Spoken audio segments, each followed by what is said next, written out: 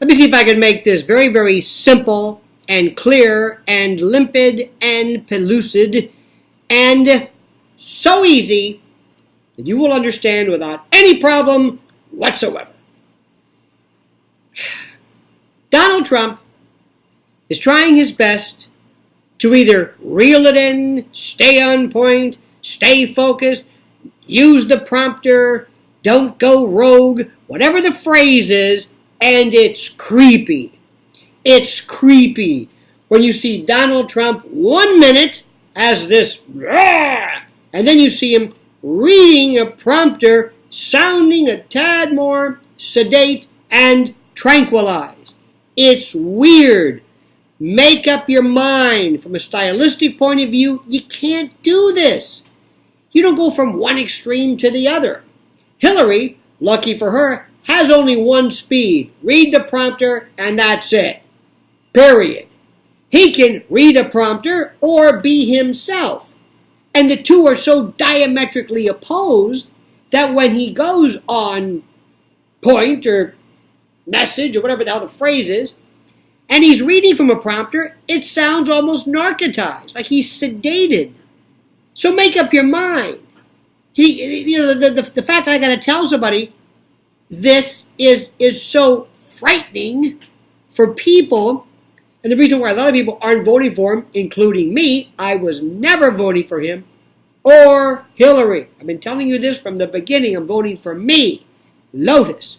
Lionel of the United States. Lotus for POTUS. I'm writing my name in. I did it. That's what I do. Now, he's talking about what he has to do to address ISIS. And I'm going to tell you right now, and I'm going to try my best to say this in a way that doesn't offend people, because that's really not my goal. It's not my job to offend people. But sometimes I do. And I offend people not because I say things that are mean. I say things to insult. Or I say things that people take as insulting. For example, Americans don't know anything about history, geopolitical anything, the news, geography, nothing. Americans know nothing. Americans have this view of the world, kind of like you had before you found out where babies came from. Remember that? And you ask your mom and dad, where did I come from? And they didn't have the heart to tell you, well, it was a Christmas party and your mom and I got drunk and she put on the French maid's outfit and well, next thing you know, the duct tape came out and I was singing Marching to Pretoria and boom, there you were. Nobody wants to hear that. Okay? So, what did they tell you? When two people are married and they're in love, they pray to God for, and then you've heard that story, or something like that. Well, that's the way people love to hear about terrorism. Once upon a time, there were these evil people who hated our freedom, hated our religion, hated our God, hated our Jesus, hated our way of life. And they had this funky, weird, strange religion called Islam. It was a religion of hate. This is the story. And in it is one directive, one imprimatur, one fiat, one absolute requirement that they spill the blood of an apostate or an infidel or what have you. They hate gays and women and non-Muslims, and they're evil, and they're just, okay, that's the story. They spontaneously arise wherever there is evil. They are motivated by our freedom. They want to.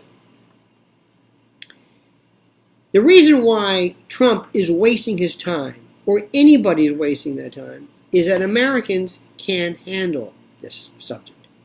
Because it involves inside jobs, false flags, state-sponsored terrorism, history you don't know about, a lack of understanding as to who the good guys and the bad guys are, and the orchestrated use of these bad guys to promote things and plans and objectives that have nothing to do with what you think your country's involved in. Not to mention, your country's not even involved in this. Not to mention, your president and the presidents from now on are leaders, board members, or member states of a group of people who represent a faction.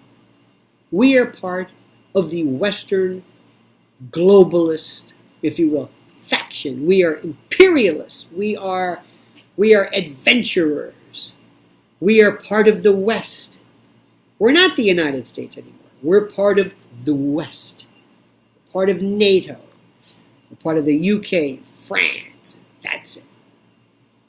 And our counterbalance are the BRICS countries: Brazil, Russia, India, China, and South Africa. Putin, China. Ooh. And they are the other guys. Not the bad guys, the other guys. See, that's one thing Americans don't understand. They love the good guys and the bad guys. We live in a Manichaean world, apodictic, black and white. No room whatsoever for, let's see, what's the goal? We have a very simple, strange idea, this American exceptionalism, and we love to rewrite history so that it comports with our real world. We don't want to hear about World War II and how, especially when it comes to Hitler, the Russians probably killed him. The Russians probably were responsible for winning World War II. The Pacific, we did it hands down. But we love this idea of D-Day and we're Private Ryan. We don't even want to think about how the Germans were in Russia or in the Eastern Front. You even say that to people, they go crazy.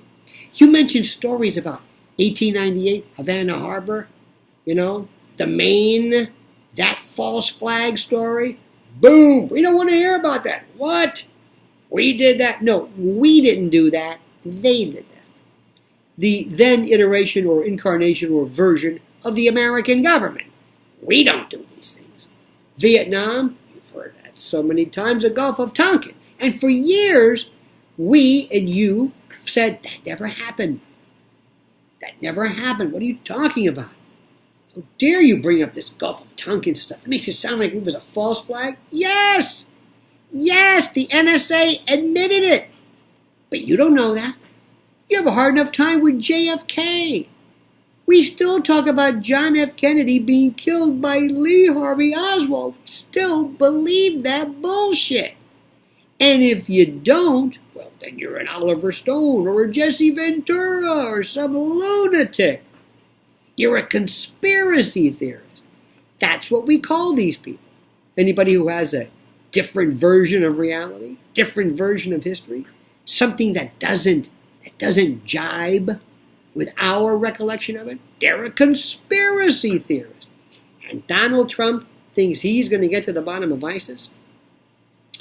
Donald Trump wants to have what? A test, an intentions test? At what? The airport? Or when they enter? What are your intentions? Do you plan on overthrowing the United States? Are you a jihadist, a jihado-fascist, which, by the way, is one of the biggest, the most blatant oxymorons of all time? Do you hear this insanity?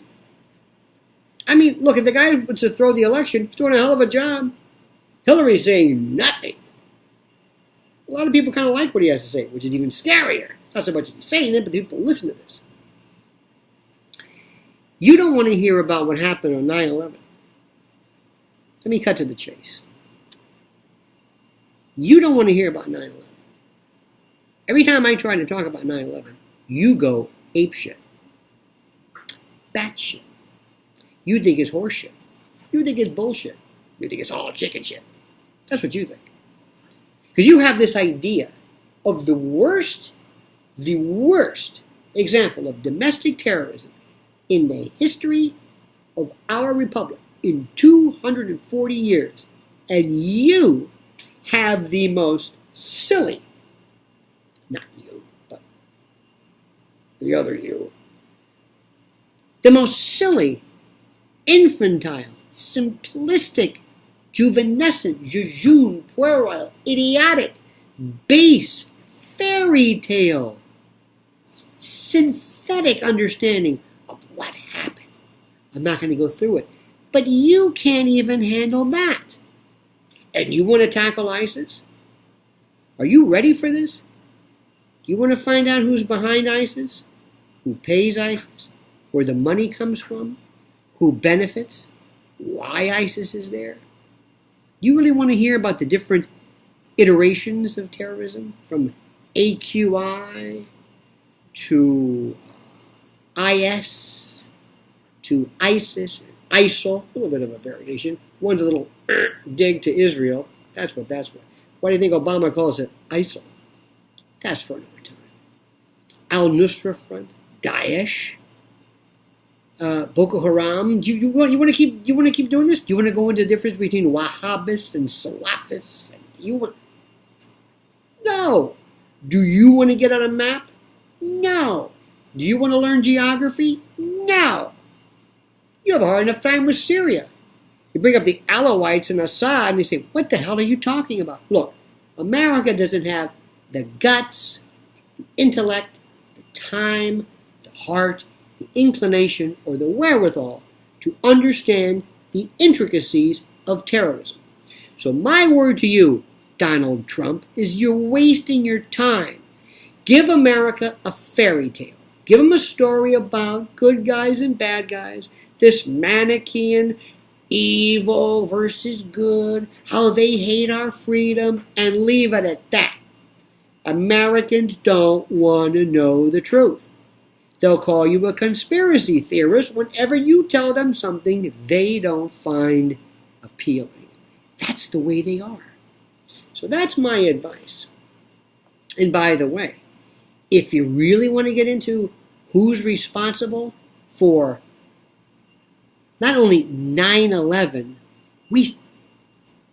I sound like a broken record, but I am.